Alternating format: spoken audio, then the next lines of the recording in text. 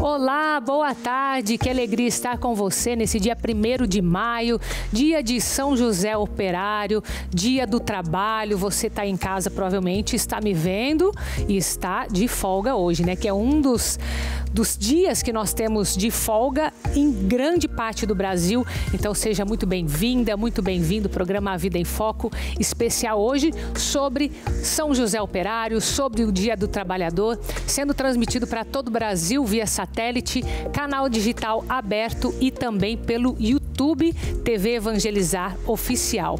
É claro que nós vamos entender qual o papel de São José Operário dentro de hoje dos direitos trabalhistas que nós temos, né? Como que esse trabalho dignifica o homem, vai ser um dos temas.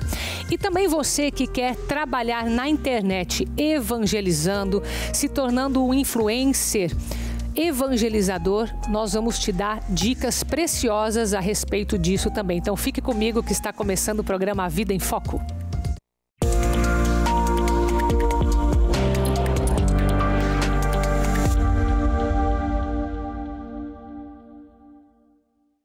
E eu começo falando com você que certamente evangeliza, mas também quer evangelizar pelos meios digitais. Por isso que eu vou falar com ele direto de Goiás, o Guilherme, também conhecido como K2, que é catequista, que é influenciador digital, evangeliza pela internet e sabe muito bem desse mundo, né, Guilherme? Seja muito bem-vindo, você falando de Anápolis, né, em Goiás, aqui com a gente. Obrigada pelo seu tempo, Guilherme. Oi, eu que agradeço o convite, é um prazer estar aqui. Eu que agradeço, uma honra.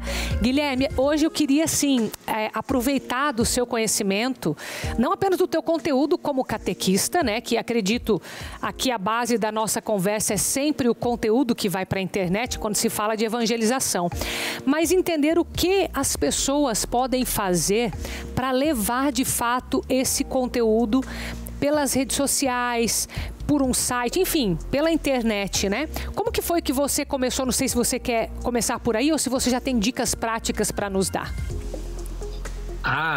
Da maneira que achar melhor. Eu posso contar um pouco como é que eu comecei.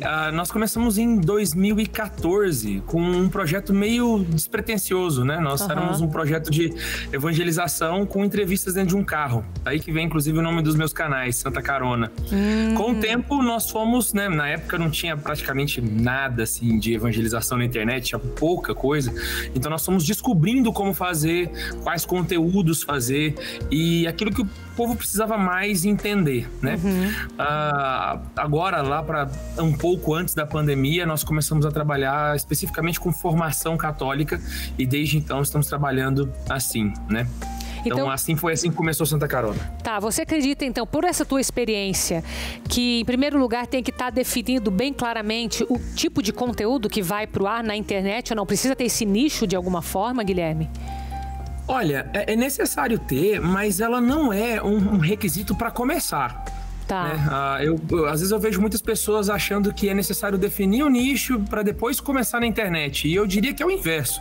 Na verdade, nós começamos na internet e na internet nós descobrimos o nicho no qual a gente vai trabalhar. Né? É claro que existem pessoas que já vão ter um conhecimento específico sobre certas áreas, elas já têm noção desse nicho, né? Mas quando não é o caso, aí sim a própria lida dentro do meio digital já vai esclarecer bastante coisa para as pessoas. Né? Então você é bem conectado com o seu público. Você acredita que esse caminho de entender essa necessidade, o que de fato eles estão buscando, é o que vai definir mais ou menos o seu caminho, é isso?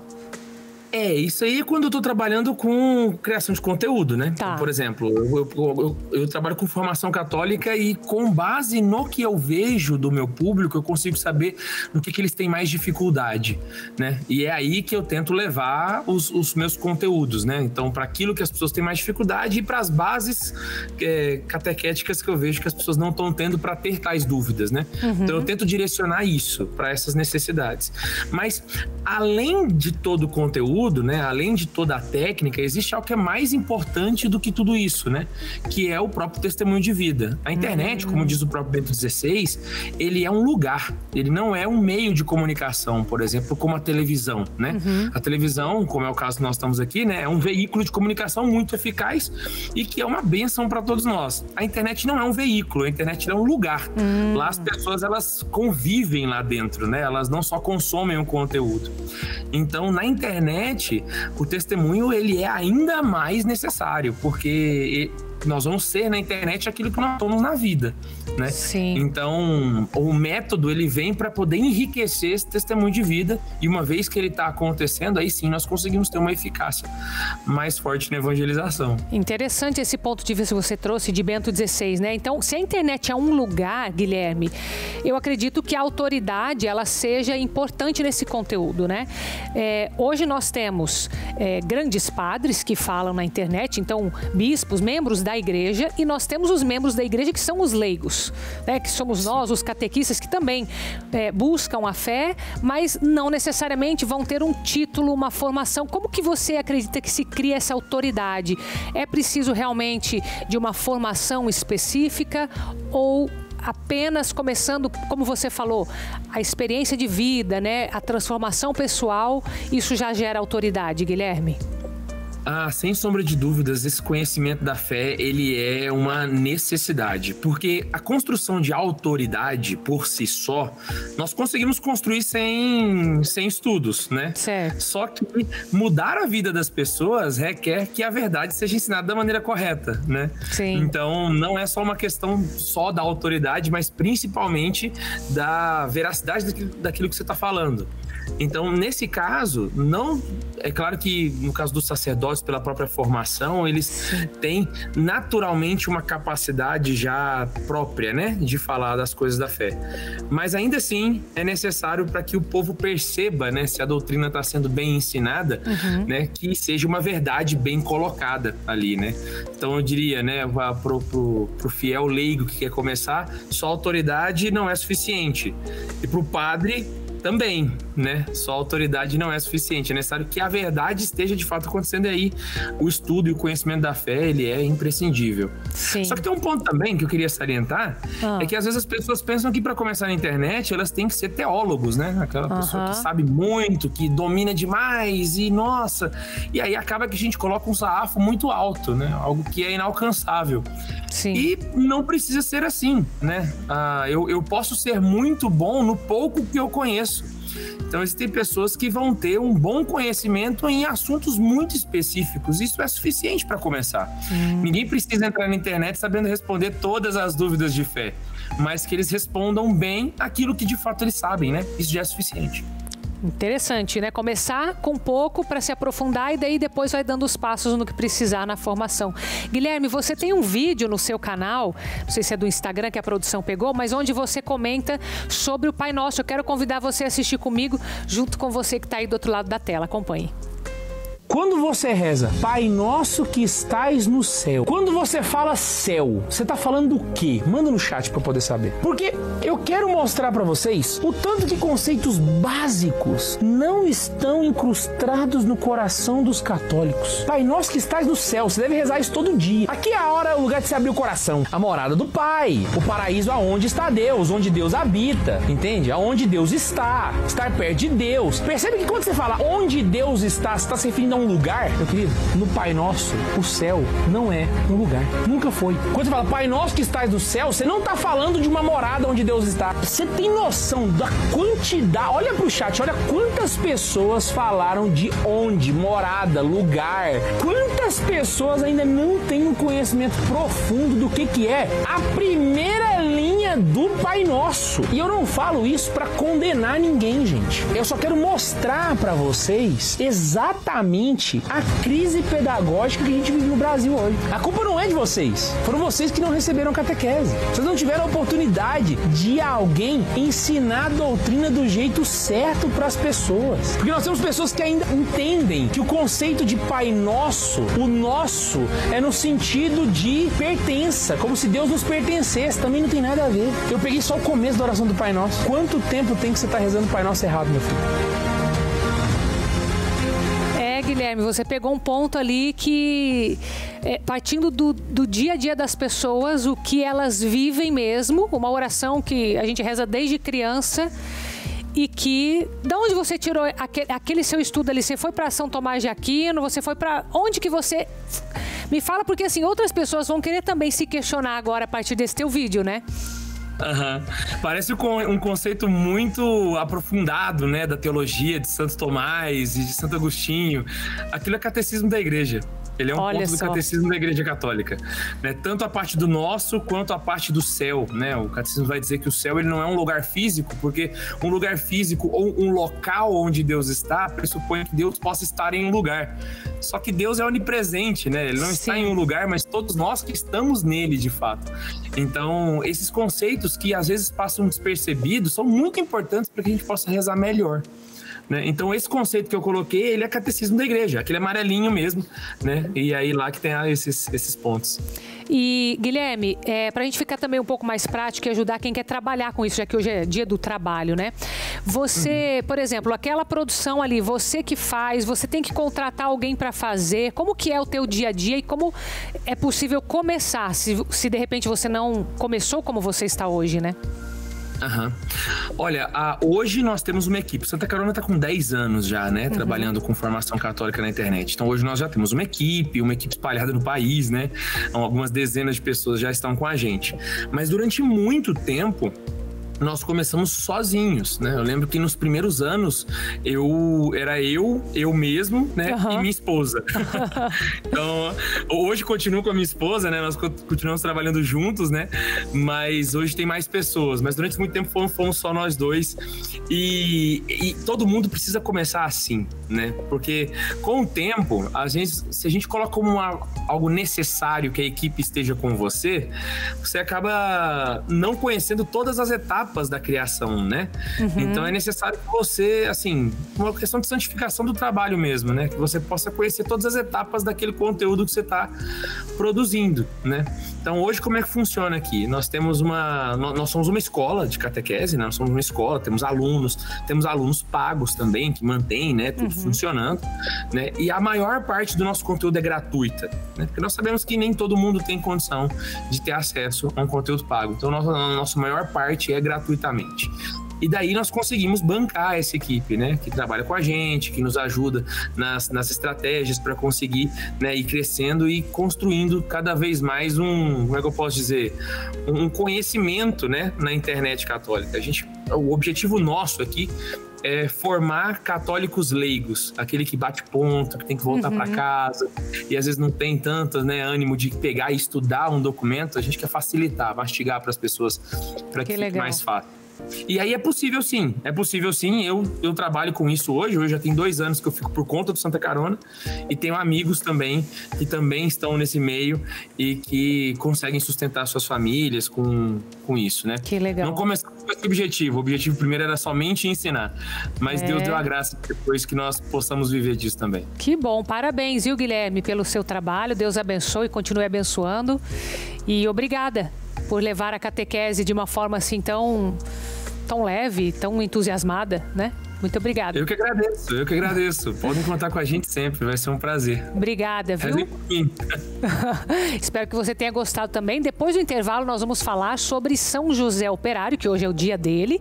E, além disso, como é a relação de São José com hoje o que nós fazemos, o nosso trabalho, esse caminho de santidade. Qual a relação disso? Então, a gente sai agora com Minas Gerais. Patos de Minas com a gente, nos acompanha pelo canal 51.1. onde fica a Igreja Matriz de Santana de Patos, que é um dos bens patrimoniais mais antigos de Patos de Minas, que foi edificada no século XIX. Já eu volto com você.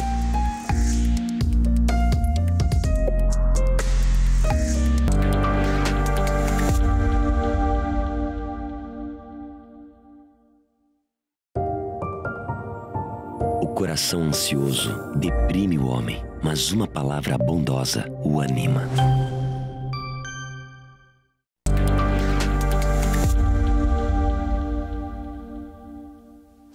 E olha só, já que hoje nós viramos o mês, você só tem esse mês para fazer a sua inscrição para o Vem Festival 2024, que vai até o dia 12 de maio. Então eu já quero te incentivar a correr lá no site, assistir o vídeo do Danilo Diba que ele fez com passo a passo para você, tirando grande parte das dúvidas dos internautas, você que compõe a sua música ou você que interpreta a música de alguém que vai compor. Todos esses casos são aceitos aqui no festival. E esse ano tem prêmios assim que, olha, quando eu vejo aquela lista de prêmios, imagina você poder estar aqui nesse palco e gravar uma música com o Padre Reginaldo Manzotti. Isso, para um começo de carreira, é maravilhoso. Então, não deixe de participar. Vai agora lá no vemfestival.com.br, se inscreva. Lembre, a sua música tem que falar das Santas Chagas, que é o tema deste ano. E você pode estar entre os 16 candidatos que vão estar aqui nos palcos para o Brasil inteiro, mostrando e evangelizando a sua música. Vemfestival.com.br. Agora a gente fala sobre São José Operário, o Dia do Trabalhador, que é hoje, né? Fico feliz de poder ter uma audiência ainda maior, porque é um dos feriados, padre, que tudo fecha na cidade, né? A gente vê aqui em Curitiba, então que bom que o trabalhador tem esse dia para descansar. Muito obrigado pela tua presença. Estou aqui com o padre Marcos Roberto Uck, que é teólogo e também pároco da Paróquia Universitária Jesus Mestre da PUC Paraná. Obrigada, padre, pela tua presença, viu? De nada, de nada. Boa tarde. Boa tarde. Né? Que este encontro seja um encontro de a gente poder nos aprofundarmos e também entendermos São José, a importância dele para esse dia 1º de maio, né? Dia do Trabalho. E que bom que nós temos um dia dedicado, né, ao trabalhador e também a São José. E pelo que eu sei, essa data, né, de São José Operário, ela foi instituída depois do Dia do Trabalho, até para vir como uma missão cristã, mostrando essa relação, essa importância do trabalho até na santidade, não é, padre? Isso mesmo, né? Quando a gente para olhar a história, né, nós temos ali no século XVIII a Revolução Industrial. Então, daí começa as indústrias a se desenvolverem, né, crescerem. Assim também as cidades começam a se avolumar, porque os operários, né, vêm para trabalhar, começam a deixar o campo e começam a fazer a zona urbana, né? Século XVIII. E com esse inchaço de trabalhadores, também uma exploração imensa. Daí conta a história que em 1883, né, houve no dia 1º de maio uma greve geral, né? Foi promovida pelos movimentos anarquistas e comunistas, né? E foi uma greve geral exigindo uma redução de horário, porque a jornada era muito grande, melhoras de salário, etc. Não é que conseguiram, mas é o primeiro passo que deram em direção aos direitos do trabalhador. Sendo que no 4º dia dessa greve geral, estourou uma bomba, deu um infortúnio, né? Ou seja, morreu gente, deu toda aquela situação negativa, etc. Isso em Chicago, quero dizer, né? Nos Estados Unidos. E é a primeira marcação, né, do 1º de maio como uma reivindicação por direitos trabalhistas. Não que estava marcado já o dia 1º de maio como uma celebração do trabalhador. Sim, mas foi um evento que aconteceu. Foi um evento que aconteceu. E tanto é verdade que os Estados Unidos, o dia 1º de maio, eles não param. É a primeira semana de setembro, segunda-feira de setembro. Entendi, eles têm uma outra data. Todavia, a história começou lá. Certo. Né, 1883. Tá. Sendo que em 1800 ainda e 87 por ali média foi na França. Então foi meio que vários lugares acontecendo. A Revolução Industrial, né? Certo. Só que essa reivindicação primeiro em Chicago, nos Estados Unidos, né? Deu depois aquela situação forte, etc. O movimento anarquista, o movimento comunista é grande, né? E foi se espalhando. Foi se espalhando. E na França, devido a esse movimento grande, também ela tem uma grande tendência, né? Ou tinha na história. Tanto é verdade que em 1917, né, a Primeira Guerra Mundial, né? Mas quero dizer, disso, né? Com esse movimento nos Estados Unidos, França marca dia 1º de maio, né, em 1800. No Brasil vem só em 1925. Sendo que em 1917 em São Paulo teve também uma grande greve geral, né? E por, digamos assim, olhar a história do mundial, né? Então o Brasil também dedicou este dia 1º de maio como sendo o dia do trabalho, né? Mas observemos, não é em todo mundo que se celebra dia 1º de maio como sendo o dia do trabalhador. Não, né? Tá. São em torno de 60 países, 80 países, não mais. E daí vem Pio XII. Pio XII, 1955, né? Que daí ele estipula... São José Operário, é isso? São José Operário, né? E exatamente em vista, digamos assim, a igreja respondendo a essa situação histórica, né? Anarquista, comunista, que vai ganhando espaço. Daí, então, a igreja responde também de outra forma, traz, digamos, uma humanização do trabalho, né? Ou seja, pode ser de outra forma, né? Pode ser de outra forma. Esse caminho de santidade, a dignidade fundamentos do Evangelho, né? Que Dignidade legal. do trabalho. Que isso é importantíssimo, né? Perdão dizer, né? O Papa Pio XII, né? Eu estava escutando lá Padre Pio. Padre Pio. Daí isso é o Pio aqui, mas é Pio XII. E daí então, né? Ele teve uma inspiração do Espírito Santo mesmo, em ter, digamos assim, uma resposta, colocar uma resposta, oferecendo São José Operário como que, digamos assim, modelo, né, do trabalhador. Que legal. E assim, e isso vem... Agora eu queria entender um pouco disso, né, de como que esse trabalho dignifica, porque... Hoje eu vejo, nós temos que olhar para os direitos, mas grande parte dos direitos humanos, né? Não só no trabalho que nós vivemos hoje, foi graças ao cristianismo, né? Foi Jesus vindo e introduzindo isso ao longo dos séculos. E que hoje nós temos a honra de ter São José Operário para ensinar essa dignidade, ou seja, o trabalho... como que ele dignifica o homem? Como que a gente pode se santificar pelo trabalho? Que é algo bom, né? Não é algo para a gente dizer que não quer. Entendo eu, não sei. Não, perfeito. A era moderna, pós-moderna que nós temos hoje, né? A cultura que nós temos ocidental hoje, ela deve muito ao cristianismo, né? Sim. Então, digamos, para a gente se colocar nessa perspectiva, né? Como, né?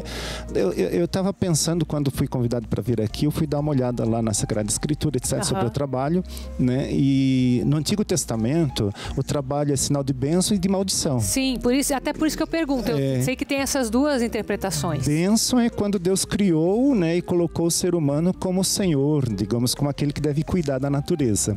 Maldição é por causa do pecado. A Sagrada Escritura, ela vê a melhor identidade do homem com Deus é o trabalho, de transformar a natureza, né?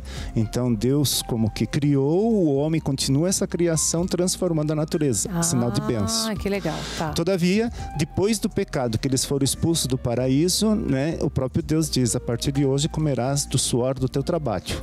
Ou seja, aquilo que era uma bênção, por causa do pecado, se tornando...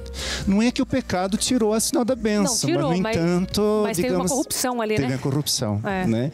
E essa forma, né? Bênção e corrupção segue toda a história da humanidade, né? E chega até no dia de hoje.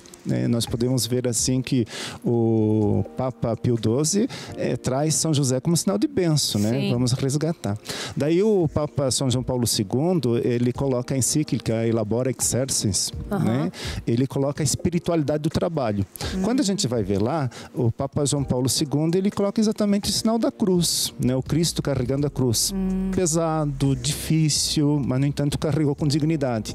O trabalho da mesma forma, né? Ele é pesado, é suado, né, digamos assim, mas no entanto carrega com dignidade. É exatamente essa espiritualidade do trabalho que São José nos oferece. O homem do silêncio, né? O homem que não falou nada, mas no entanto marca toda a história do cristianismo, sendo que ele, além de ter o título de pai de nosso Senhor Jesus, né, ele ensinou uma atividade para Jesus, o filho do carpinteiro. Né? Então, a espiritualidade que São José nos traz, digamos assim, aquilo que o Papa João Paulo II nos lembra, é trabalhar, acolher, digamos, seus desafios, suas dificuldades, né? E entender como sendo uma obra de purificação, vamos dizer, um gesto de purificação, seria a espiritualidade do trabalho, carregar a nossa cruz cotidiana. Eu já estudei a respeito disso também, achei bem interessante. E sabe, me permita assim, né? Claro, é importante que também estava olhando no site, né? Várias páginas. Daí diz assim que a geração Z, que é a geração atual, né? As empresas, eles não gostam da atitude deles no sentido que eles são muito voláteis no trabalho. Trocam muito de trabalho, não tem o compromisso, Isso. não começa a ficar pesado, querem sair. Então, entende, digamos assim, a necessidade de nós nos aproximarmos de São José, de nós nos aproximarmos da espiritualidade do trabalho, né? Trazer tudo isso na nossa cultura novamente, porque, digamos assim, sem o trabalho a gente não vive, sem transformar nós não nos identificamos, né? Como você mesmo disse, quase que estamos concluindo, o trabalho dignifica o ser humano, né? E, digamos, se a gente foge do trabalho, se a gente fica muito volátil ao trabalho, a gente está numa crise de identidade, está numa crise de perspectiva, né? E é basicamente isso que a gente viu na história, né, padre? Você colocou ali a questão, toda essa luta inicial, que era como que uma luta contra um castigo, de repente, não, peraí, não é a maldição. Não é assim, como vocês estão falando, não precisa guerra por causa disso. Exato. Na verdade, tem aqui, ó, São José Operário. Então, a gente acho que o ser humano, ele caminha nisso, né? Entre essa bênção, essa maldição, entre aspas, né? Essa pecado, luta. Né? Pelo pecado a gente vai vencer só lá na glória. Mas pela espiritualidade, carregando essa cruz, que é o caminho da santidade seguindo no trabalho. Seguindo os passos de Jesus, né? Digamos, Jesus diz, meu pai trabalha, eu trabalho sempre, né? Sim. Eu também trabalho. Qual é o trabalho de Jesus? A obra da salvação. Sim, né? Com certeza. Portanto, Jesus carregou sua cruz, nós também carregando nossa cruz cotidiana, através do nosso trabalho, alcançaremos, né, a salvação. Muito bem. Padre Marcos, muito obrigada por ter vindo aqui hoje. Muito boa a nossa conversa, viu? Padre Marcos Roberto Ucchi, teólogo e pároco da Paróquia Universitária Jesus Mestre da PUC Paraná. Muito obrigada, seja sempre bem-vindo, viu? Eu que agradeço. Obrigada. Fica comigo que no próximo bloco a gente vai mostrar as belezas do Parque Vila Velha. E agora a gente sai com imagens de Umuarama, no estado do Paraná, canal 24.1, que tem como comida típica o frango na telha. Olha só, que diferente, né? Volte comigo.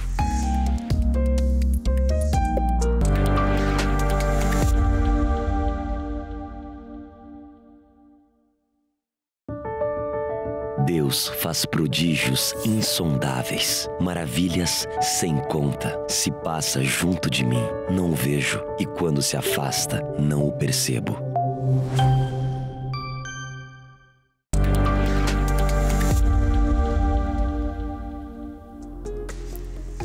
Voltando com o programa A Vida em Foco, e lembrando a você que durante esse mês de maio nós continuamos com a campanha de Jesus das Santas Chagas 2024, olhando para a nossa terra prometida. Por isso que nós estamos pedindo a você que está aí me acompanhando nesse momento, que nos ajude com uma doação extra.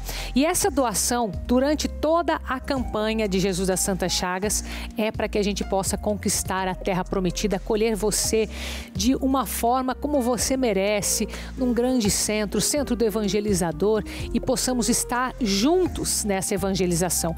Então você recebeu um boleto amarelo na sua casa, esse pode ser pago, mas você tem o QR Code disponível para você nas nossas plataformas, no nosso site oficial padrereginaldomanzotti.org.br, na tela também aparecendo para que você possa fazer a sua doação extra. Então, desde já, muito obrigado. Lembrando que quem conseguir contribuir todas as campanhas durante todos os meses vai ganhar um mimo especial do Padre Reginaldo Manzotti, que ele trouxe lá de Giovanni Rotondo, uma fitinha que tem bem diferente, ela é vermelha de um lado, azul do outro e abençoada já na sua casa como uma forma de gratidão. Então nos ajude. Agora a gente vai falar sobre o Parque Vila Velha, mas antes disso, tem um desses parques geológicos que fica lá no Ceará, tem 18 anos já, reconhecimento das Nações Unidas. Por isso que eu quero compartilhar com você, é o Geoparque Araripe, você conhece? Fica lá na regional do Cariri, no Ceará. Acompanhe comigo. Um oásis no sertão cearense, com quase 4.000 quilômetros quadrados, o Geoparque Araripe, o primeiro com a chancela da Unesco nas Américas, recebeu nos últimos dias a comitiva da Organização das Nações Unidas para a Educação, a Ciência e a Cultura. A missão da agência é avaliar a revalidação do programa, realizada a cada 4 anos. Um dos pontos visitados foi o Complexo Ambiental Mirante do Caldas, em Barbalha, o mais novo geossítio anunciado. Todo geoparque ele passa a cada 4 anos por um ciclo de avaliação. O Geoparque Araripe, fundado em 2006, está passando pelo seu 4º ciclo de revalidação. Se a gente considerar desde a proposta inicial, é a 5ª avaliação da Unesco. Isso significa que nós somos um dos geoparques mais antigos do mundo, da rede global, perpassando por esse ciclo. Inaugurado há menos de 2 anos, o equipamento conta com um centro de interpretação histórica e ambiental, teleférico com capacidade de 330 visitantes por hora, plataforma com lunetas de observação e borboletário com 21 espécies que ocorrem na região. Desenvolve ações voltadas ao ecoturismo, preservação ambiental e educação patrimonial e cultural. Aqui nós desenvolvemos programas voltados tanto ao meio ambiente, como à cultura, como ao patrimônio, com a valorização de todo esse relicário que tem no Cariri, com os saberes dos mestres, né, com a tradição, com a cultura, valorizando aqui essa comunidade aqui, que é uma comunidade muito especial do Caldas, onde a gente faz um trabalho de economia criativa, desenvolvendo os comércios, os produtores. O local integra 2 unidades de conservação, uma área de preservação ambiental, APA, e a Flona Araripe, primeira floresta nacional do Brasil, criada em 1946. Abriga biodiversidade de fauna e flora, como as árvores nativas e o soldadinho do Araripe, ave endêmica, descoberta há 27 anos. É um lazer para mim, também para minha criança, para os demais que vêm aqui à localidade do Caldas. É sempre um prazer estar aqui. O tempo da gente é meio corrido, mas quando a gente tira um tempinho, dá aquela vontade de voltar novamente aqui no Mirante do Caldas. A gente já tinha vindo aqui antes, só que a gente não tinha visto tudo isso, né? E hoje a gente está muito feliz de ter vindo e ter visto tudo isso. A rede mundial da Unesco possui 195 geoparques em 48 países. No Brasil existem 5, um no Ceará, um no Rio Grande do Norte e 3 no Rio Grande do Sul. O território do Geoparque Araripe foi reconhecido em 2006 e é composto por 6 municípios: Crato, Juazeiro do Norte, Barbalha, Nova Olinda, Missão Velha e Santana do Cariri. Nós já somos aqui um geossítio Mirante do Caldas. Então isso é um avanço muito grande aqui para o Cariri, tem um equipamento, né, dessa potencialidade que está atraindo tantos turistas, que está contemplando, incluindo essa comunidade aqui do Caldas. Nós já sediamos aqui inclusive também seminários internacional, estamos no dossiê da Chapada do Araripe, Patrimônio da Humanidade. Então assim, é uma alegria para nós aqui ter esse sucesso desse equipamento do governo do estado. O Mirante do Caldas está localizado na Chapada do Araripe, reconhecido em agosto do ano passado como a primeira paisagem cultural do Ceará, pelo Conselho Estadual de Preservação do Patrimônio Cultural. E eu aproveito para saudar você no Ceará, me acompanhando na cidade de Fortaleza, canal 21.1. Obrigada pela sua companhia de todos os dias. Nós vamos sair agora do Geoparque lá do Ceará e vir para a região de Ponta Grossa, mais ou menos 100 quilômetros da capital, Curitiba, no Paraná, que tem grandes formações rochosas, o Parque Vila Velha, conhecido até com uma espécie de castelo medieval pelo formato das rochas, né, que chama muita atenção. Mas a ideia agora é que a gente converse com especialistas sobre essas formações, mas também sobre a parte turística que tem lá nesse local, né, Leandro? Seja muito bem-vindo. Leandro Ribas é o gestor do Parque Vila Velha, inclusive é um patrimônio histórico, artístico do estado do Paraná, não é, Leandro?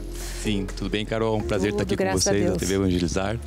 Então, o Parque Vila Velha é o primeiro parque estadual aqui do estado do Paraná, criado em 1953, ou seja, o ano passado nós completamos 70 anos de existência como parque estadual.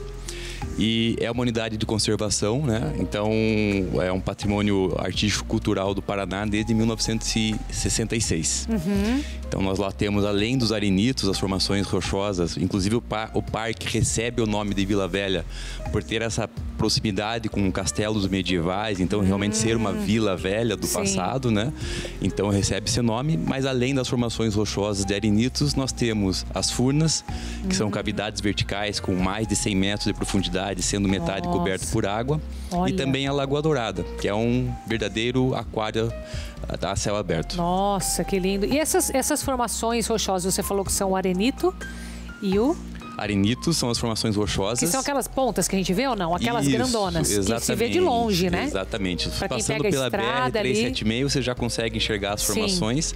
Mas na trilha que a gente tem, que margeia essas formações, é possível você verificar 18 formações mais características, né? Então nós temos uma formação que tem o formato de leão, o índio, a índia, o urso, o gorila. E assim a mente divaga das pessoas, né? Tem gente que já viu galinha, já vê várias formações nas formações rochosas. Então a gente remete a essas formações. Leandro, como que é o acesso lá hoje? Eu fui para Vila Velha, eu tinha 6 anos de idade, faz anos, né? Acredito que muita tecnologia deve ter entrado nova nesse tempo. Acessibilidade, como que é? É um turismo, um ecoturismo de difícil acesso, fácil acesso, como que é? Não, é um ecoturismo de bastante acesso facilitado, né? Nós somos à margem da rodovia BR-376, então saindo do Parque Barigui aqui em Curitiba até lá são 85 quilômetros, menos de 1 hora. Sim. Pista totalmente duplicada e pavimentada até lá, né? Então, dentro do parque, as trilhas também são acessíveis. A trilha dos Arenitos você consegue visitar até a formação da Taça, que é a mais famosa, é ícone do turismo do paranaense, né? Sim. Várias empresas aqui do Paraná utilizam a Taça como logo também. Então é um ícone do turismo do estado. É totalmente acessível. E nos outros setores também, tanto na Lagoa Dourada é acessível e também nas Furnas, algumas partes, a maioria das partes de Furnas também é acessível agora. Quanto tempo leva mais ou menos um passeio desse? Para quem quer vai vir para Curitiba e quer aproveitar e conhecer o parque? Muita gente tem feito isso, né? Curitiba tem se destacado cada vez mais com o turismo de entretenimento agora, então as pessoas vêm para Curitiba e aproveitam a estadia aqui, tanto para fazer o passeio de trem até Morretes. Que é muito bom também, né? Que também é muito bom, recomendo. Assim como ir para Ponta Grossa, conhecer as belezas naturais lá do nosso parque. Então, você fica 1 hora no carro para chegar até lá, como eu disse, é muito facilitado o acesso.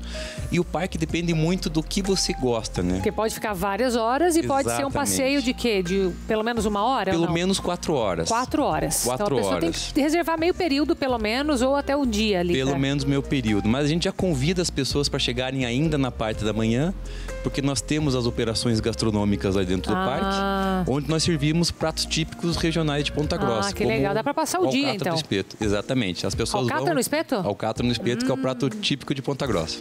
Que legal, entendi. E quais são as tecnologias que tem lá hoje no Parque Vila Velha?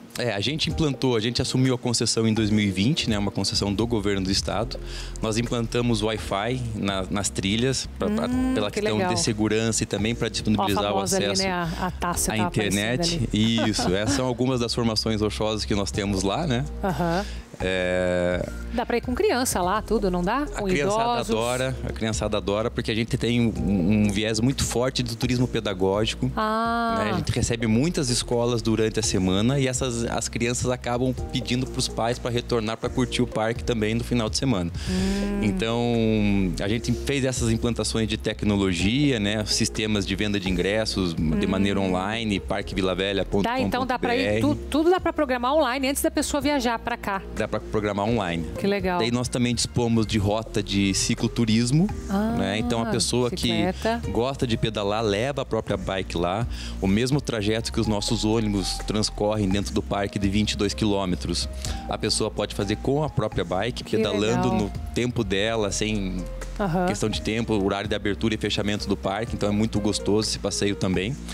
Com segurança, né? Sim. A gente vê que as pessoas às vezes pedalam na rodovia, lá trabalham pedala com segurança. Ali tem menos risco. E nós implantamos também o turismo de aventura. Nós temos uma tirolesa que passa sobre a furna dos lambaris. Aí você dá vontade de ir, mas dá medo, né? Não precisa ter medo. É tranquilo. A tirolesa é um esporte de aventura, é radical, mas a nossa ela é tranquilo muito ainda, né, de ser feito. contemplativa. Não é aquela coisa rapidona, ou é? Não é tão rápida, ela é realmente para contemplar a Furna. Porque imagine que você vai sair de uma altura de 20 metros do solo, mas a partir do momento que você começa a cruzar a Furna, você está a 70 metros do espelho da água. E é um visual incrível, porque você sai daquela vegetação verde, vai ficando um verde mais denso, até você ver o espelho da água, da Furna, que é bem característico, e para depois terminar o passeio. Então, assim, ela é muito contemplativa. Ela não é aquela tirolesa tradicional. Vai sentadinho ou não? Vai sentadinho numa cadeira como se fosse essa que nós estamos sentados aqui agora. É muito confortável, é realmente contemplativo, para todas as idades. Que legal. Única limitação é a altura mínima de 1,20 m e o peso máximo de 110 kg. Tá. E nós temos também um circuito de arvorismo. Nossa, que fica num bosque de araucárias, árvore símbolo do nosso estado também. Sim. São mais de 10 desafios nesse circuito de arvorismo, altura entre 8 a 12 metros do solo, onde as pessoas podem se desafiar. Também é um passeio muito legal de se fazer com a família, né? Que as pessoas podem ir brincando com a família inteira nesse trajeto. Nossa, que legal. Fiquei com vontade de visitar de novo lá. Porque eu não lembro, eu tenho imagem de criança na minha cabeça, né? Tem totalmente outro lugar, com certeza. Leandro, obrigada, viu?